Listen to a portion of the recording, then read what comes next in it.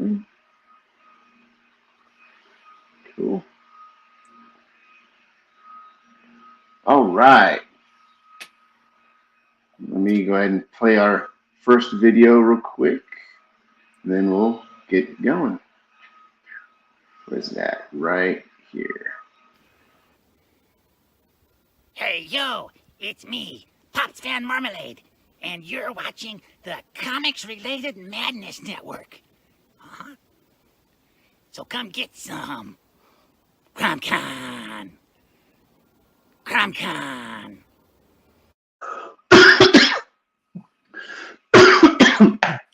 Oh, wow. Okay. Yeah, no, I took a swig of water and went down the wrong pipe. Oh, I didn't feel good. Good way to start the show. I know, right? Start to go on. Well, we're watching Phil, and now he's dying over there. Instead of conducting a decent interview, he's rather just croaking on camera. No worries. So, yes, thank you again for showing up to the show, because last time there was a lot more questions I had, and you seemed like there was a lot more story with the Jack Kirby experience. And not only that, like when we got to talking even more so, I realized there's a lot more myth about the man as I was preparing for this interview. When I was watching other documentaries about him, there's a lot of myth around him of what he was able to do in the comic community. Like, again, I'll reiterate the most famous one where he locked himself in a hotel for 2 days and drew an entire comic book by himself. You know what I mean? And that was just craziness that he was able to work that fast and whatnot. So going back to where the interview was, when you first came to meet him, and you gave this awesome description where you just saw him in the window. In that moment, like, what was it like just to finally be like, oh shit, this is actually gonna happen? Like, yeah. How was that? Well, what happens when we went out there? I'd made a couple of phone calls and spoken to Roz and told her that I was in California. Can you hear that feedback? Yeah. I'm trying to connect. There we go. Can you hear it now? Yeah, I can still hear it. Okay, let me see if I can. It could be because I'm closer to the generator. That's the thing out here, is we were running off a generator, and you're probably hearing the generator in the back. Okay, let me see if I can adjust it right here. Okay, go ahead. That's better. Sorry yeah. about that. So what I did was we went out to Jack's house. I had a couple of phone calls just to set it up and everything. They knew I was going over. I'd written to them and phoned them. They knew I was going over. And then when I got there, I rang them to tell them that I was in California, and we fixed it up. And then we went out to Thousand Oaks. And as I told you, my first sort of real sight of Jack was through his kitchen window as a silhouette. Mm-hmm. And he was only about 5'6". So he wasn't a very tall man. And but what happened was the people I was with pushed me to the front, type of thing. It's your trip. You go and talk to the guy. So the door opened, and there was Jack and there was Roz. Well, they hadn't seen me, but I think they figured by the look on my face they could tell who I was. There were 4 of us there, you see. And I couldn't speak. I said hello and shook hands and things like that. And what happened was that the people we went with, I went with my former partner. The people we went with, Bob and Suzanne, they lived in California. They took us out there. And Bob, God bless him, he's not here now, but Bob was the kind of person who is always going to the next thing. He can't stay. When he's, if he was coming to your house to see you, you would have already have left and was going somewhere else, right? So when we got there, I'd flown all that way from England, all that way to meet Jack Kirby. They took us out there, took about an hour or so to get to his house and their house. And there he was. And just before they opened the door, Bob said, "We'll disappear for an hour, see you in an hour." And I distinctly remember thinking, I didn't say anything to him, but I said to myself, if these people, the Kirbys, want me outside the door in an hour, I'll do it. Otherwise, I'm here for 6 weeks. Right? I've not flown all this way just to say hello, just because Bob wants to go and do something else. But anyway, so Roz saved the situation. She didn't know the situation, but she saved it, because when she opened the door, Bob said, "We'll go now." And Roz said, "Oh, I've made lunch for us all." So we all went in.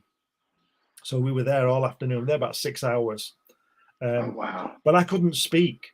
We went in and we had some small talk. Not me, I didn't say anything. We sat down, we had lunch, and all the way through lunch, Jack kept turning to me and saying, "What was your name again? Why are you here? What's your name?" And I couldn't speak. I couldn't speak for about 3/4 of an hour. I could not speak to save my life. Here I was with the greatest comic book creator in the history of comic books. I don't care what anybody says. In his house, he's met me 10 minutes ago, and I'm sitting at his table eating his food. And I just couldn't speak. And I was 33. It wasn't like I was 5 years old. I was 33, and I could not speak. And he kept asking me, "What's your name again? What are you doing here? What do you want? What do you want?" You know. Anyway, I got over that, and it was fine after that. But it was. But you can read all about it in this book.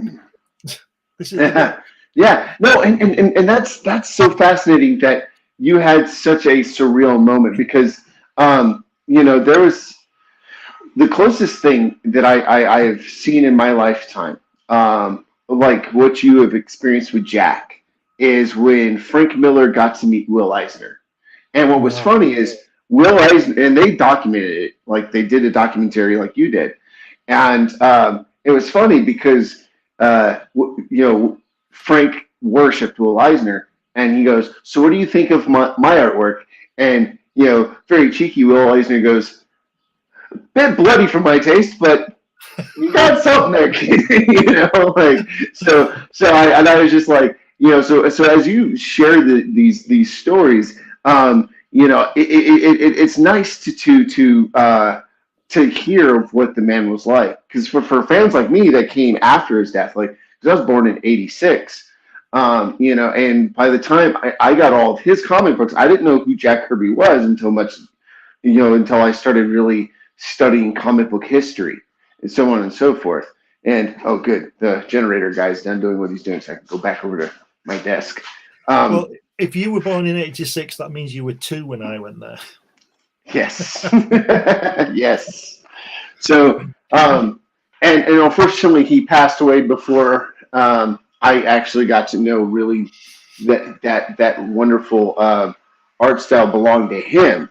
Because again, and I agree with you, like, he is the greatest, hands down, the greatest artist of all time ever in comics, because he changed the landscape. And one of the things I wanted to know is if he was ever inspired by Bernard Krigsten, who did Master Race, because everyone says that is like the rosebud of comics, that first comic strip, because before then in comics, they would do like just simple illustrations, but in Master Race, it's the first time someone tried to give the illusion of a train passing by, what it would look. And then you see Kirby, after that came out, it was like, it gave Kirby, looking at Kirby's original artwork, it was you could see it coming through. But it seems like after Master Race came out, Kirby's like, "Nah, no one's I'm going to be the greatest you ever seen." And, like Kirby it was the first artist that showed how to roll a punch. Most guys were like, you saw the setup and then you saw the aftermath. But with Kirby, it was like he illustrated the whole way through, like every movement. And that was fascinating. Like, he changed comics forever and with his style. Well, don't forget that he I'll keep plugging my book. It's in the book. His mother used to drag him out of the cinema. He used to, when he was a kid, he used to go and watch Jimmy Cagney films and all that kind of Humphrey Bogart, all that kind of stuff. And his mother always knew where he was. He was in the cinema watching. He was never getting in trouble and doing all this. He was just in the cinema, and she used to drag him out, take him home for dinner. Now, The other thing is, with you talking about the rolling with the punches and all that, he was, you know, he was a tough Lower East Side, New York Lower East Side kid, you know, and he was in fights. He told me that he had a brother called David, and David, he said he was a lot better looking than Jack was, and he had blonde curly hair, so he stood out, and kids would jump him on the way to school. And Kirby said to me that if he had 5 fights in a day on the way to school, he was doing well. Because in those days, he'd get to the end of the street and he was in the Irish bit, and then he'd get through that and he was in the Italian bit, and you know he was Jewish, so they all knew who each other were, but they just used to batter each other all the time. So David would walk ahead. So what Jack would do, would use his brother as bait, and because he liked fighting, he would tell him to go forward, and then three or four guys would jump David, and Jack would lay them all out. He'd just knock them all out, you know. It's crazy. You know what? After reading all the documentary books, and I could so see him doing that because so there was a story about Jack Kirby that I shared with the last episode, and where the mafia, because most people don't know this, the reason why we have page rates in comic books was due to the mafia. A lot of people don't know that comic books, because before, like during the Great Depression, the mafia was trying to run their liquor around that time. So instead of paying publishing rights like comic strips would do in the newspapers, they would pay them advertising rates. And so, like, that's how the comic book standard page rate came to be. And eventually the mafia got out of comic books because they were losing money, because they were just trying to wash their money from the liquors to hide it from the government. Yeah. And so, but the page rate stayed. And so, you know, Jack goes to war, comes back, and, you know, like the mafia started seeing this boom in comics again because of just Superman was taking off and Shazam was taking off. And yeah. And so the mafia goes into, because at the time, Jack was working for Will Eisner's studio. And they walk in to bully him, and there's a story that Will Eisner's like, I never seen nothing like it. Here's this short, stocky man from coming home from war, just wanting to do artwork. Here's 3 mafiosos coming in, and like a quick bag of dynamite, he whipped the shit out of him and tossed him out the door. He's like, I've never seen anything like that. So when you said use his brother as bait, like, there are stories where Jack would love to tussle with bad people. Like, he just had that grit. He did it with the American Nazi Party, didn't he? When he was working for Will Eisner before he went away, when they were doing Captain America, there used to be these American Nazi guys, and they were taunting people in the building because, you know, they were mainly Jewish, I guess. You know, he was Jewish, Will Eisner was Jewish, Stan Lee and all that. Mainly, and they were taunting them. So, and there was, I might have this wrong. The story goes something like this. There was some commotion, and Will Eisner came in the studio and he said, "Oh, these guys are causing trouble." And he said, "Where are they?" And he said, "They're outside." And there were 3 of them. And he went down, and 5 minutes later he came back. He said, "They won't be bothering you again." So I always say, when Jack was in the Battle of the Bulge, if those Wehrmacht soldiers knew it was him, and there might be a battalion of them, they'd have just gone back home to Germany straight away. Yeah, I mean, just but that just shows you, like, the grit. Like, he was a no nonsense guy. Like, if you were going to be doing something wrong, he'd smack you in the mouth about it real quick. And that just shows the echo of how great his character was. Like, it didn't matter the stature of his height. Like, I mean, the fact that the man could throw a punch like that and scare off some pretty rough riffraff, like it's wow. Well, so I would imagine that mafia people and Nazis are quite serious adversaries, you know. They're not just some guy mouthing off on the street. These people know people, don't they? Yeah. No, 100%. And again, like, when you hear these great legends from this guy, because, when you look at his art, like I know he did a lot of existential, like creative pieces, like we talked about in the last episode when he did Eternals. It was him processing: do I believe in God? Should I believe in God? If I do, what God do I believe in? And like he struggled with that identity after the war. So I understand that. Like as a veteran, I understand that. I understand where he comes from. And you didn't see that often, that kind of thought process or philosophy in much art before Jack, to be honest. It was always very, how can I say it? Like, I don't want to say boring, because the artists before Jack came in, they did their part. They did their as much a part of comic book history as anyone, and they did some beautiful art pieces. I'm not saying, but in comparison, their way of doing comics and their way of thinking, just going along with, like God, country, family, that whole bit was kind of like boring in a sense. But here comes Jack, and he's challenging the thought of comics. What can we share about ourselves? And I always found that interesting. So when you visit him in that 6 hours, that first 6 hours, like, did you get to see part of that creative process? Not really, no. I only on the walls. There was lots of artwork on the walls. But you see, what I did was I decided that, like, I published 10 books, and science fiction, children's books, JFK assassination, NASA, and several other. So what I always do when I write a book is I try and put a different spin on it, because let me say this: there must be at least 500 books about the JFK assassination, all discussing where the bullet came from, who fired it, when they fired it, who it was, and who was behind it, and all that kind of thing. And I look really deeply into that. I know a lot about that. And when I had to write something, so I put a spin on it. I wrote it from Lee Oswald's point of view, which nobody knows because he's dead. So right. It's from his point of view. So there's a lot in my book that he wouldn't know about, because if he'd have known about it, he wouldn't have been there. He'd have gone to the moon, to get away. So with the Kirby thing, that's why I wrote when I went to see him. I'm jumping about here, but when I went to see him, I decided not to interview him, so to speak. I didn't want to interview him. What kind of pencil do you use? How many hours at the board, and all that kind of boring stuff, which I'm sure has been covered elsewhere.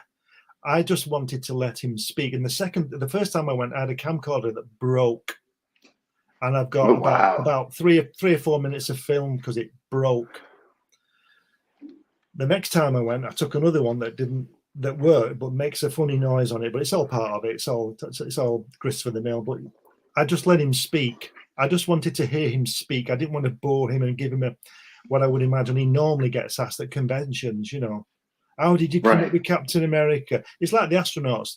Do you know what the main? You can probably guess this. Do you know what the main question any astronaut is asked? What is it like? No, I could. How do you go to the bathroom? Really? Yeah. Right. So now I interviewed 3 men who walked on the moon: Alan Shepard, Gene Cernan, and Charlie Duke. And I didn't ask them that question because, apart from the fact that I don't really want to know, I already know. Right. So I didn't need to ask them again because I don't find that kind of thing funny. Right. So I always try and put a spin on things. And that's what I did with Jack. I decided, in my head, that I wasn't going to interview him. I didn't take a list of questions. I was just going to let him talk, and he did. He just talked. He liked to talk and tell his stories, and that's what he did. And I think it's when you see the film, Pops will tell you it's my film, but it's very unique. I've seen bits of him at conventions, and he talks about Captain America and he talks about this, but he didn't do that with me. So there was no creative.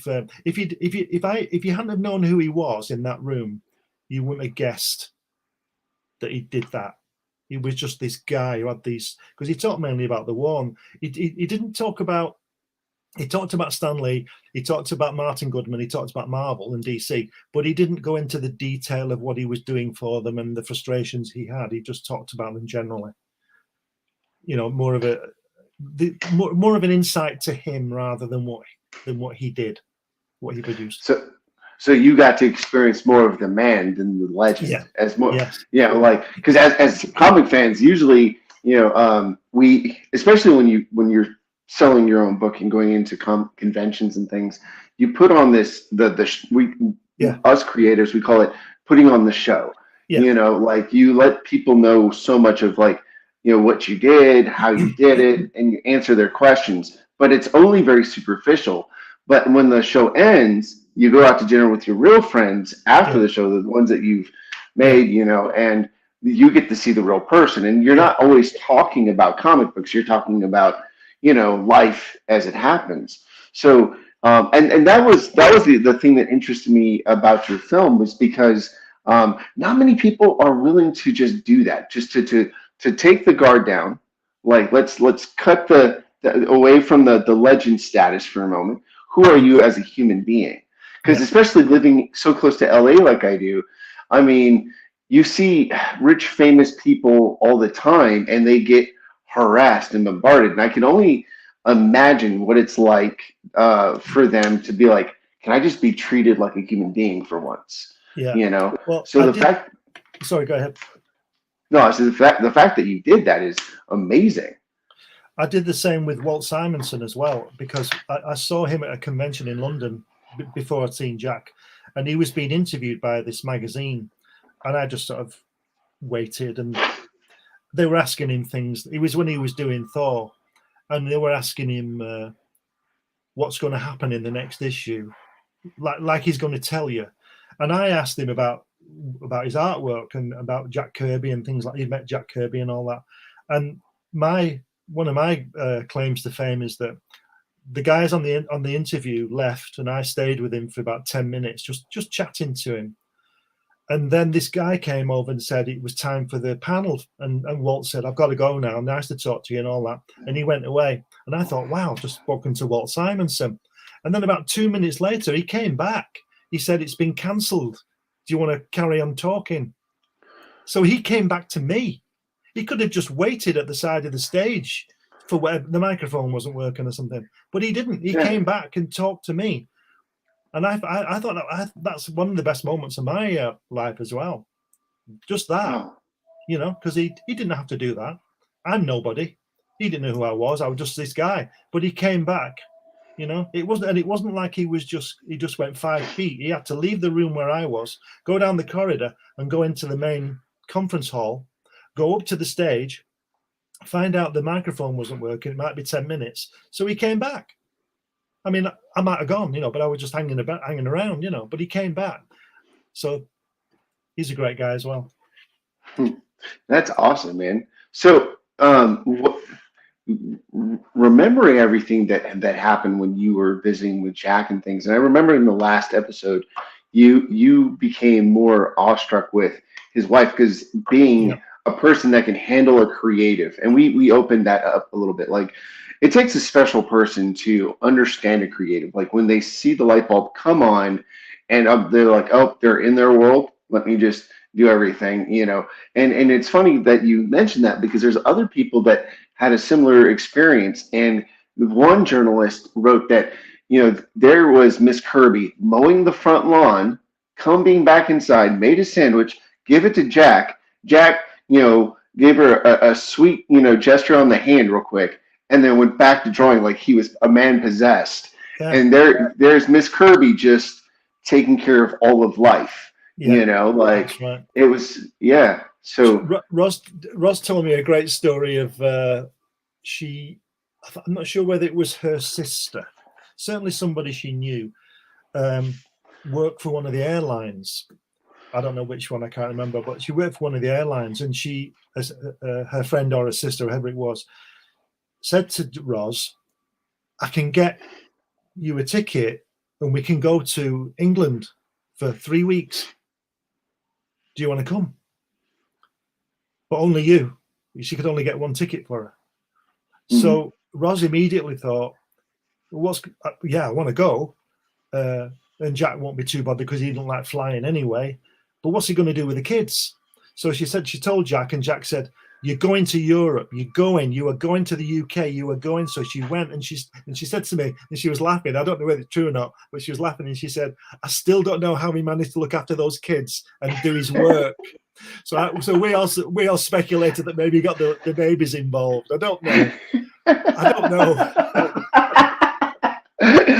You know what? It wouldn't surprise me. I mean, again, I'm going off of secondhand stories as we're talking because unfortunately, he passed away by the time I got to really know about his body of work, who he was, and so I'm after the fact. But that wouldn't surprise me one bit because everyone always talked about when he was in the zone, it was secondary responses all the time when he was drawing. It was more like yes and no questions, Well, Ros told me that she didn't do it all the time, but obviously to start with, she'd watch him draw, and she said it was like he was tracing it, like he just used to look at a page and start in the top left-hand corner, and he'd draw a hand in the next panel and a foot in the next panel. He'd go all around the page, and it was like he was tracing it. It was just like he was tracing it. Now, I've done that myself. I don't do that all the time, and that's just focus. He must have had the most incredible focus. And I do it sometimes where I know exactly what this page is going to look like, and I do it, but I don't do it all the time, like he does. He clearly could do that. But what he used to do early on, I think they used to live on Long Island, probably before that. Anyway, they had a one-room, I think they had a one room and bedroom apartment, very small, and they had a couple of kids, and Jack would help out with everything. Go shopping and all that. He'd do all those things, and then they'd have dinner. The kids would go to bed, and they'd be sort of in as I remember, they'd be in the bed in the corner, so in the same room. And Ros would go to sleep, and it would be like 10 o'clock at night. And Jack used to work all night. And then he when the kids got up and went to school, he would go to bed for 4 or 5 hours and then start again. But he used to work with the television on, the sound off, but with the radio on. And if his eyes got tired, he'd just look at the television for something to move or something, and he'd listen to the radio very quietly. So you can imagine that kind of, and you think what's coming off that drawing board at this point, it's incredible. It's an incredible thing. But you were saying before about our sort of spouses knowing what we're like, Well, my wife she's an artist as well, so, and she helps me write things. She has the best ideas. I give her an idea, and she says, "Well, what about that?" And it's 15 times better than I thought of, but along the same theme, And she's a ceramic artist, and I don't know if you've seen my character Hatch, but she's made a model of him about 9 inches high out of clay. He's currently in a kiln, being surrounded by 2,000 degrees of heat, being fired. So So I'm lucky in that way, because if I say to Helen I'm going to do some drawing or whatever, she doesn't go crazy because she does that. She'll go and do her artwork, so it's okay, Yeah, no, I've had some exes that didn't understand. They're like they fall in love with, oh, I'm dating an artist or and a writer, and then when they get into it, they're like, like 6-7 months in, they'll be like, yeah, this is too much, and I'm like, but you wanted to date an artist and a writer. Like, I don't know what to tell you. Did I tell you the story, or have you heard the story about Jack with the guy who played the piano? No, please tell me. Yes.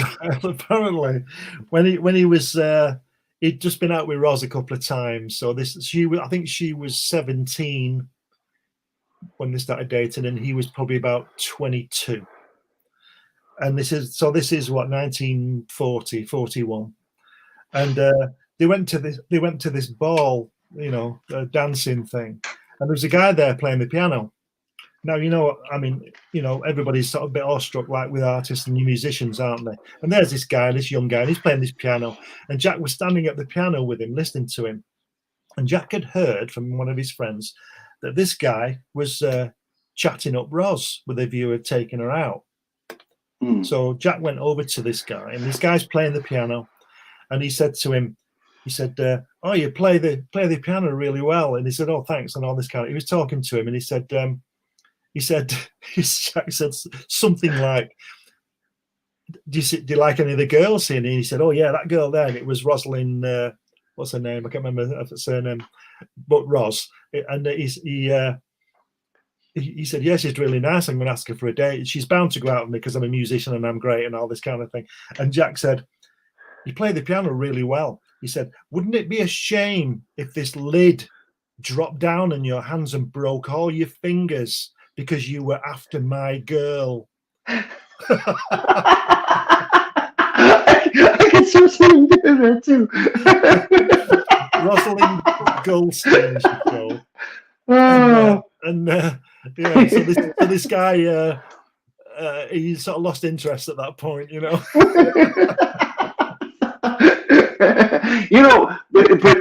but give credit where credit's due. I mean, East New Yorkers, they have that grit that just, they're very loyal. They are very loyal and they're very protective. But man, that East New Yorker grit, there's nothing like it. Because every time I hear about it, after I went to the service and I made a few friends that were from there, I could, from their mannerisms and the way they talked when something was like threatening to something that they valued, I understand Jack a lot more from these stories because it's just like, you can't help but laugh. Like, it's like, oh yeah, he definitely was a New Yorker. Like, but like I said to you last time, I mean, meeting Jack was just incredible. It was amazing. But meeting Roz was, I wouldn't say better, but on a par, because she was just fantastic. She really was. She was the most beautiful woman and really generous and honest person. But you knew not to cross her, because. Right. Or if you went anywhere near Jack to cross him, you'd have to go through her first. Because she was one tough lady, but she was wonderful. I'm obviously very blessed that I met Jack, but I think I'm truly blessed that I met Roz. Because she was just a fabulous woman. Yeah, there's some interesting stories about Ross too, because there was one time in the early days before Comic-Con became this huge entertainment thing. Like Jack was going to go to Comic-Con and they drove into the thing and they were going to rip Jack off some way. And the story goes, when she found out before Jack did, she goes in there and she storms down the hall, talks to the director at the time, whoever he or she was, and says, "Well, apparently you guys were going to make this much money and you were going to pay my husband this much. So we're only going to give you that much worth of time. Oh, there it goes. We'll see you tomorrow." And leaves. And they phone them up at the hotel and give them a bigger check so that, you know what I mean? Because she was, very, very protective of Jack. Yeah. Like, a lot of people don't know that. Like, because we see this legendary, we hear these legendary stories of how Jack was always, a scrapper and always, a very keen artist, and he was able to just do amazing artwork. But she, in a lot of ways, was his armor. And protected him from a lot of stuff. And that's just a wonderful thing, She was, you could feel it. You could feel how she felt about him. She didn't get in the way. She didn't butt in or anything. But she was just fantastic. She was absolutely amazing, an amazing woman. And you could see why anybody would be attracted to her because she was just solid, you know. She was just absolutely incredible, and she gave me an impromptu art critique, you know.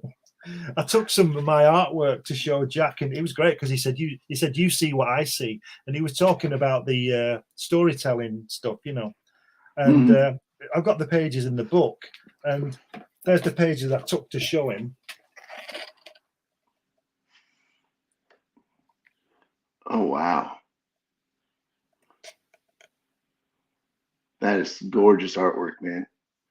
Thank you. And Wow. but the scary, and Jack, he looked at my artwork, and he talked to me about it, and then Roz got hold of it, and I thought, oh, here we go, you know. And she was great, but I just thought, you know, this is it. I was more worried about what she was going to say than what he said. There she is with that's her with a young me. Oh, that's so lovely. Just fantastic. And but yeah, it was quite incredible. So I've had an art critique of both the driving forces in that family, you know. She was great. Yeah, I always wondered what it was like for them to being such tough Eastern New Yorkers coming over to hippie California, where we, you know. Well, they got a story out of that, didn't they? Because when they, I don't think it was Thousand Oaks they were living. It was when across the backyard is a big valley, and in fact you can see it there. That's my friends Bob and Suzanne with Roz looking out over the valley from the back garden. Oh wow! And what happened was that when they just moved in, there was a set of bikers down there, you know, racing around on their bikes all night and causing mayhem. And that's where Jack got the hairies from in Forever People, you know, with the big bike and coming through the boom tube and all that kind of stuff. That's where he got that from. So he's an artist. He makes something out of everything. Right. I don't think Roz went down the valley and told them off, but you know, probably a couple of miles down there. But she probably would have done if she could have been bothered, you know. But she was great. She was fabulous.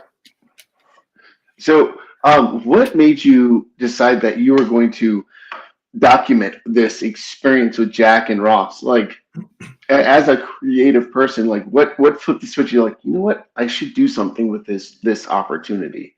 Yeah, you well, know? the in the book, I've also got the when I left the house, I made notes. I made an extensive notes, and I've published them in the book, handwritten notes.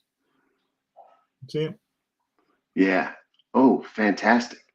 And I also put in the typed notes from the you know, and there's pages and pages of it. There's a lot more than that.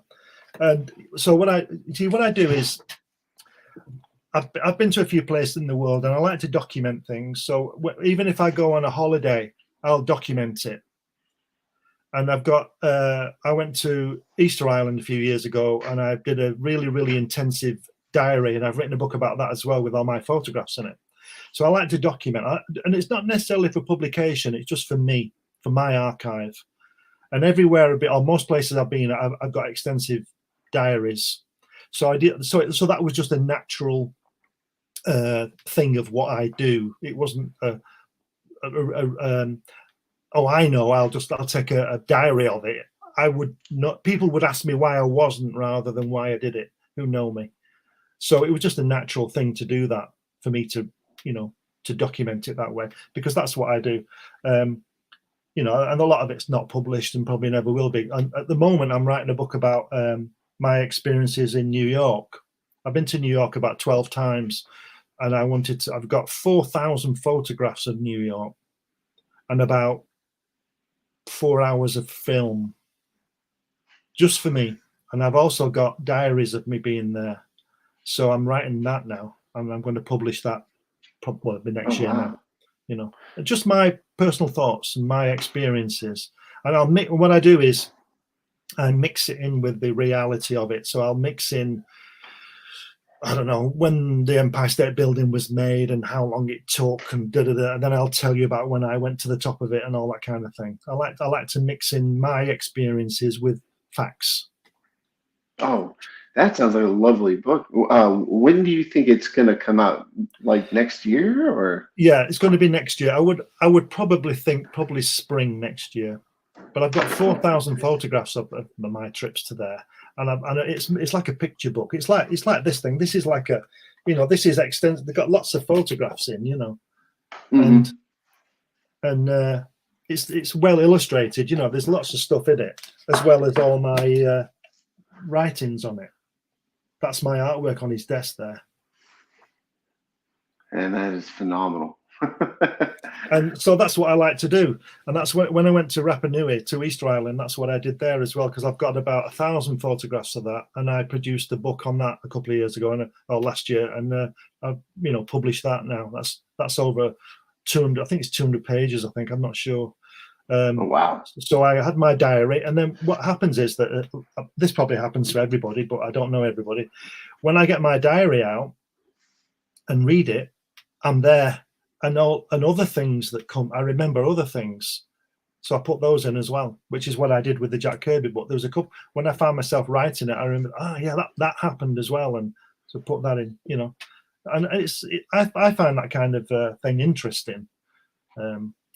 If other people do, that's great, but that's not really my point. I just like to put these things out there, and it's up to everybody else, isn't it? I can only do what I can do. So, with your time there, what was your favorite story that Jack had shared? Because I've heard of these. He's a great storyteller, so he likes to talk about his life experiences. What was the one that you were smitten by the most? Well, you can read them in the book. Some of them in the book. There's one. I'll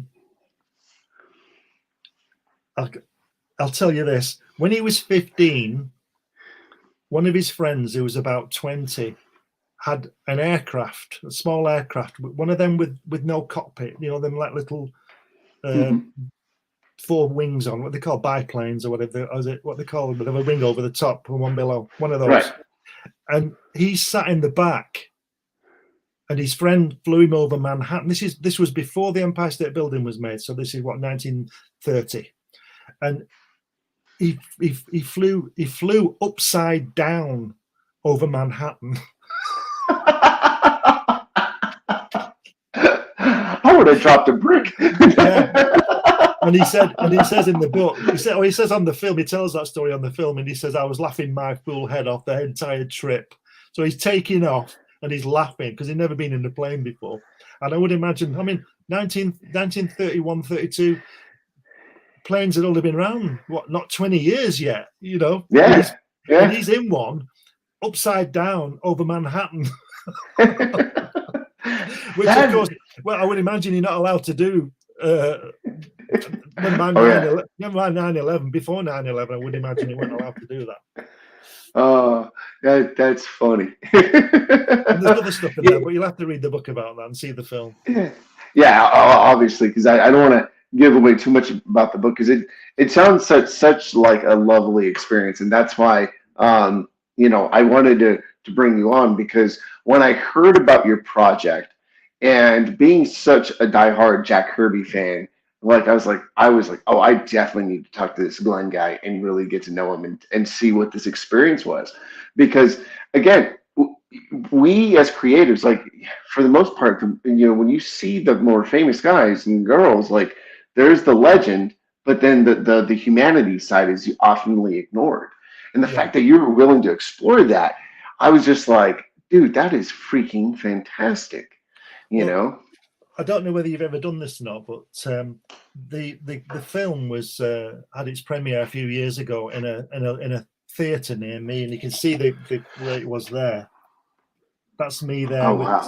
That's at the Q&A afterwards, Mm-hmm. and the transcript of that Q&A is in the book as well, and so is the film of the Q&A. So you get both. You get the words, and you can see me talking and all this kind of thing.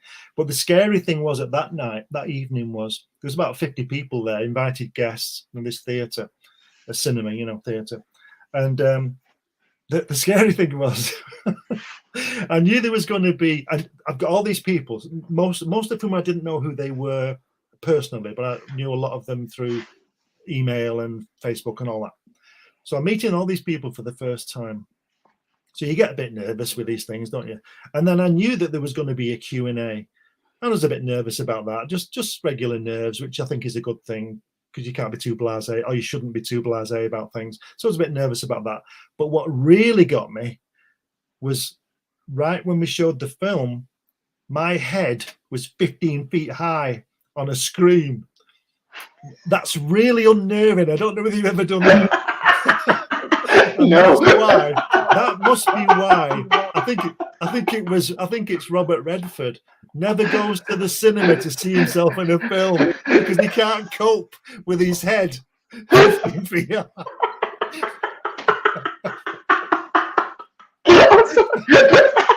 I can imagine that though, because okay. So I've been to premieres before, and I that never dawned on me.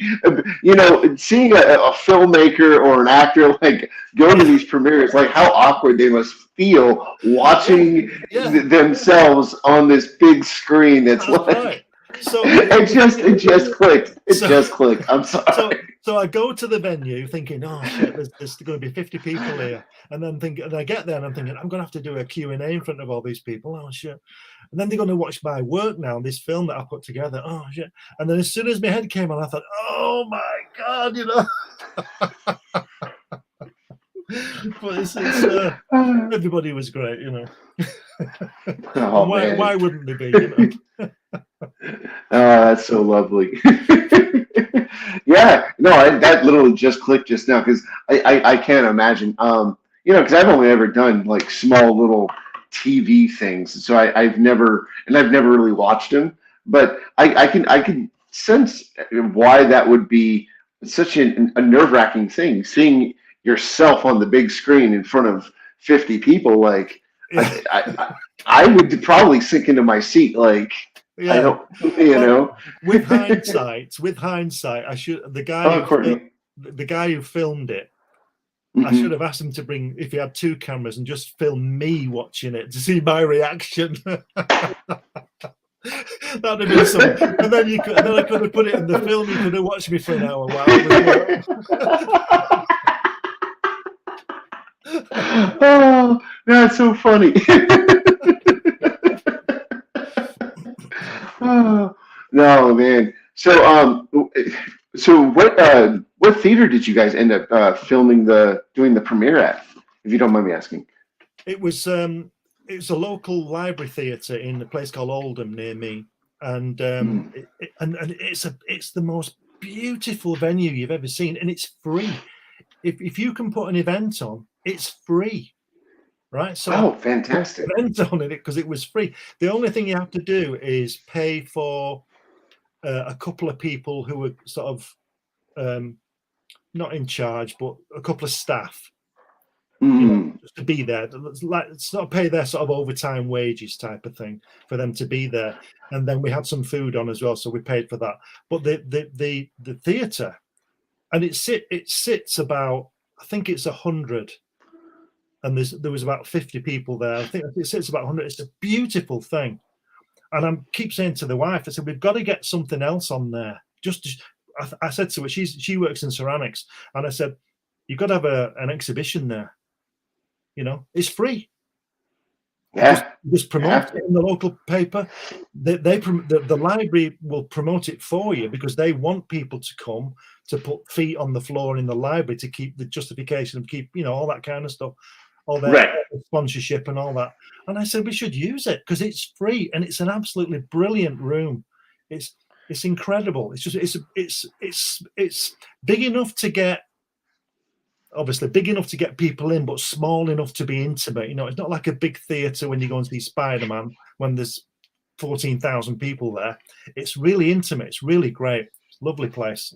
So if you ever want to put anything on, just let me know and I'll sort it out for you. Oh, that would be. I would love to have an experience like that in a small intimate theater like that, for sure. because as of right now, I'm working for a Japanese company doing art for an erotic magazine. They rang me up and they're like, "Hey, we really liked your stuff. We want to hire you on to do to paint our models." And so in Tokyo next year, I'll have an art show there. But I saw the venue. Fabulous. Yeah, yeah. But I saw the venue, and I'm gonna be honest, like it's a little too gravitas for my taste. Like when it comes to conventions, I like the smaller ones because I like to talk with people because I'm a natural chatter. So they get too big, don't they? Yeah, and it's just like because I hate having to like wait 50 hours just to go take a pee, like because the more people, the more restrictive, and sometimes you're waiting like 20 minutes just to go 2 inches forward. Yeah, and that's too much for me. I can't. I go by that thing that less is more. Yeah. So absolutely. If you I'm like you, I was really glad that those people turned up for my Kirby film, and I talked to them all, and I met them all, and we had the Q&A, and we had a good time. If there'd have been 2,000 people there, you couldn't have spoken to them all, other than when you were doing the Q&A, if you understand what I mean. But the Q&A is, you're only talking to one person really; they're just listening. But I met them in the foyer when they arrived.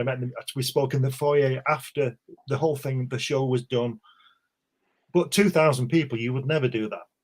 The only good thing about 2,000 people there is that you might charge and make some money. But if I'd have done that, the library would have got it because it's not my venue. Do you understand what I mean? So if you're at a convention, it's not going to be your money anyway. So. Right. But yeah, right. I like that intimacy was really a good part of it,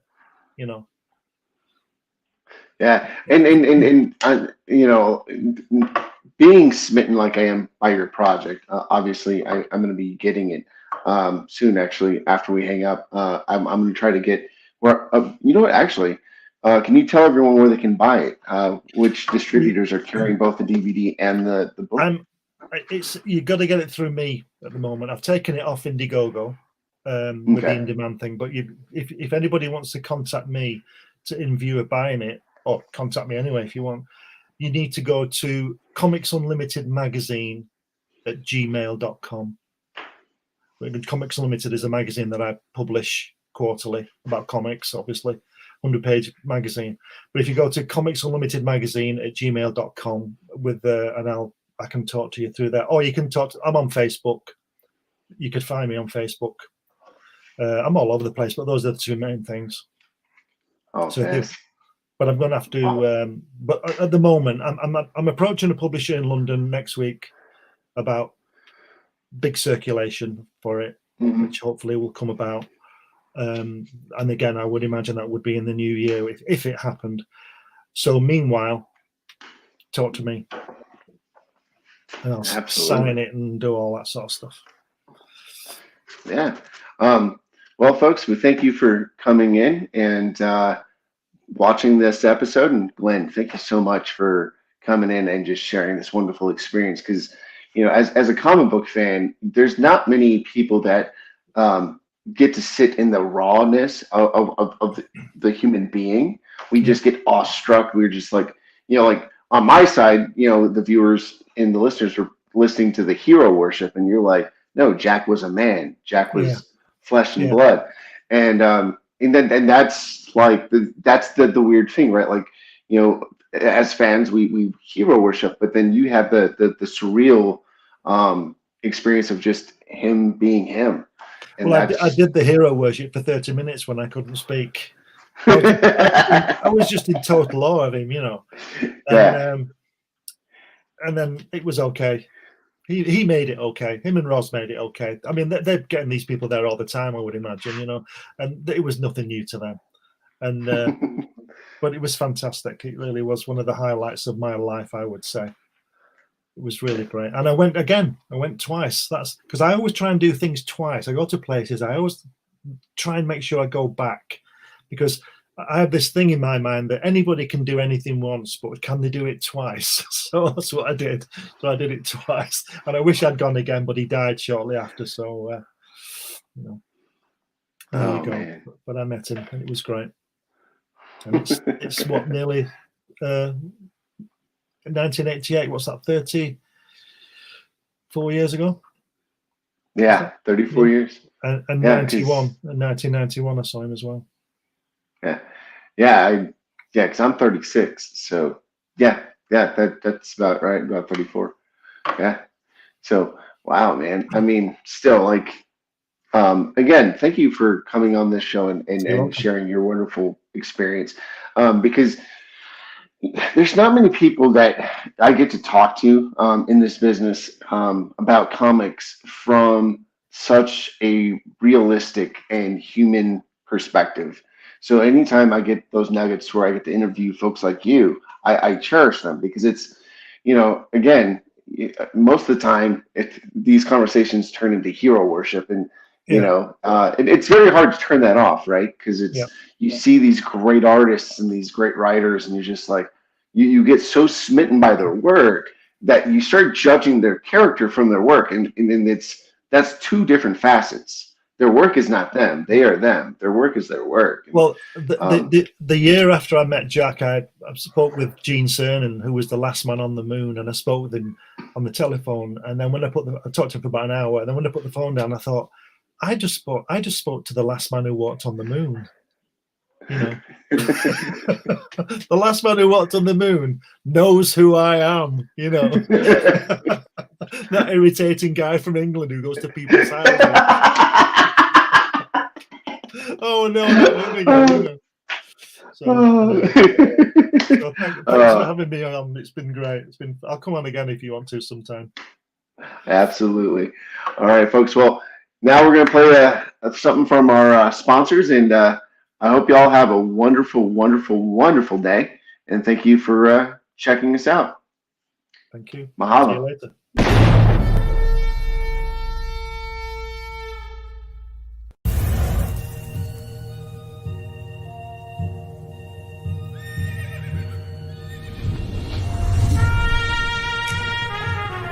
We've all heard the stories. We've all heard the legends.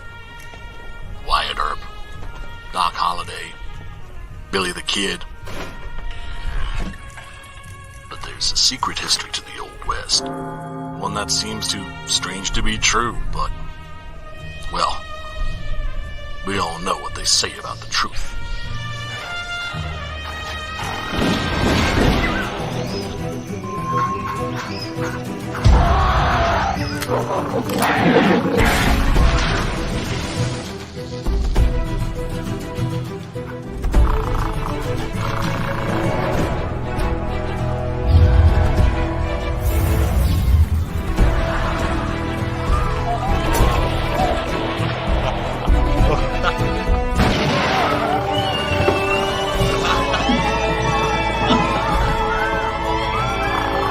Very big ape, very big guns, blowing very big holes, very bad people. I think the world is finally ready to hear the story of the strangest, the most startling Western hero of them all.